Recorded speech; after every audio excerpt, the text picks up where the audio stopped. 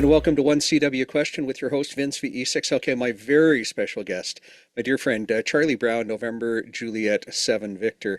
You know Charlie from Red Summit RF on YouTube. That's the link down here in the show description. Charlie is an amazing CW operator. I've seen it in person and my head still spins. He's been operating for over 10 years. Charlie, accordingly, what's your best CW tip for a new learner? Okay, well, so I think that this one's already been taken, so I'll just mention that it would be consistency, practice every day, but I'm sure somebody's taken that one. So what I'm going to say is the next number two for me, which is learn the way you learn. And what I mean by that is don't, it's important to take care in listening to what other people say as far as advice on your learning Morse code.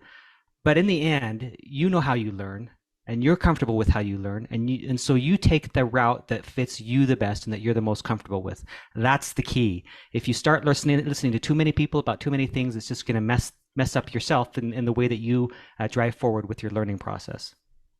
Learn how you learn. Excellent advice, Charlie. Well, hey, thanks very much. 73.